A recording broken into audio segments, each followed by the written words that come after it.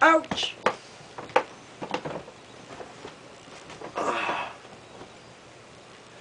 I'm Alvin DeRoche, this is Colleen DeRoche, and we're here to talk to you today about what, Colleen? The child protection system.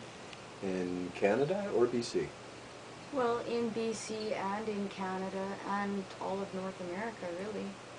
It does kind of reflect each other, doesn't it? Yeah, well, you can't just think about, your own particular case. You have to think of everybody, because it's the children that we're talking about, all of them. Good point.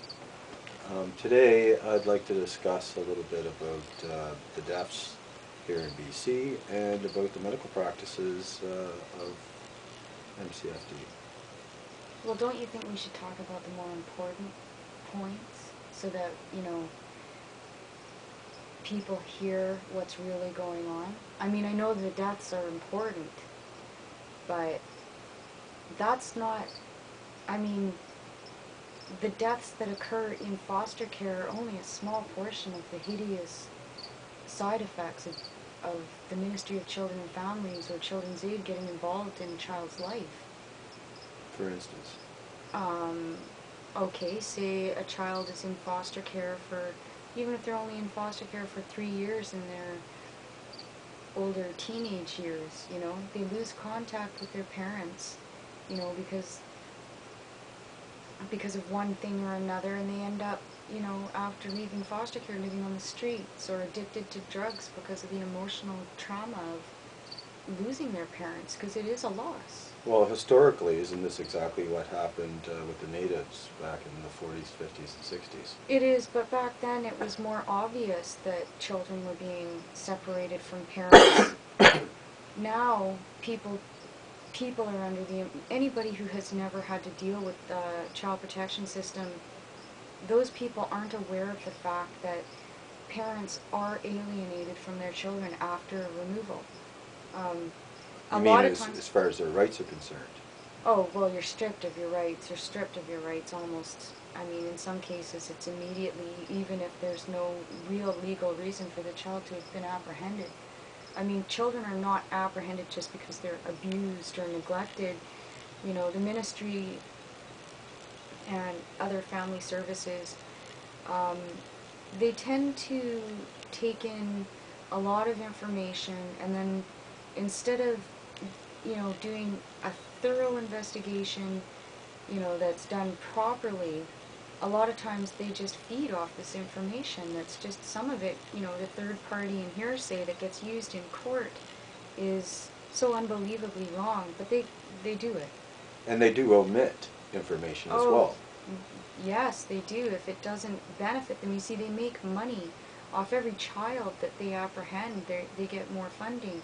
And if that child is deemed, to have a mental illness, they get even more funding for that child. So, but that child might not have a mental illness when it first goes in, but... No, but there's a lot of separation anxiety, there's a lot of depression, confusion in children that are apprehended because they don't understand why they've been taken from the only truth that they've ever known. Their base for what life is about is gone. This family. Oh, it is, but a lot of times after they get taken into care, there's a period of time where the parents are only allowed to see them with a supervisor there, which means they're, not bonding properly with their child because there's somebody sitting there watching them, taking notes. And a lot of times those notes are twisted when it gets into the courtroom, and... to fit their needs. Yeah, and I know this because I have sat through, in the last 4 years, I have spent so much time in court. We both have. You know what I'm talking about. All the cases that we've heard, people that we know, or situations that we know because we saw it, and then we hear a social worker saying the exact opposite in the courtroom. That's right. And about ourselves as well. Yep. And then after traveling across Canada, talking to people in every province about the child protection system, it just became incredibly obvious that social workers are not acting on the best interest of the children. And or Canadians. all the people that write their stories into Canada Court Watch and, post their stories on YouTube and other websites, all those people, we all need to start coming together and thinking about this as our case, not my case, your case, their case, our case, and coming together and talking about real solutions. We need to brainstorm. We can't just have, even if 1,000 people did a protest, that's not good enough. We need to do something that's going to work. A class action suit. Because children have literally no voice in this country. Oh, that's true. I mean, I've That's gone true. all the way, aside from writing letters to people in Parliament, which is a total waste of time, I've spoken to each person at every step of the complaints process, all the way up to the Deputy Minister's office, and only got responses like, well, if a judge ordered it, then it must have been the way it should have been. But Wow. the judge doesn't always have all the information because the ministry is allowed to exclude information, That's right. omit information that could sway the judge a different way. Is that not true? That is true, and I have seen them, particularly in my own case, I have seen the social worker and their lawyer submit false evidence. I've seen them submit documents with false evidence to the court, so the judge may not even have all the right evidence. And a lot of times, social services or the Ministry of Children and Families goes into court and says, we've apprehended this child because of this reason, that reason, and this reason. The judge just stamp, okay, no questions asked, the parents aren't there. And it takes a lot of guts to go to court when you don't have representation, because a lot of people, obviously, a target for the Ministry of Children and Families are people on income assistance because they can't fight it. They don't have the means to fight it. Your child gets apprehended, you've got about 7 days before the ministry has to report to court. And in that 7 days, you're busy trying to figure out what the hell legal aid is, getting all these documents together to see if you qualify.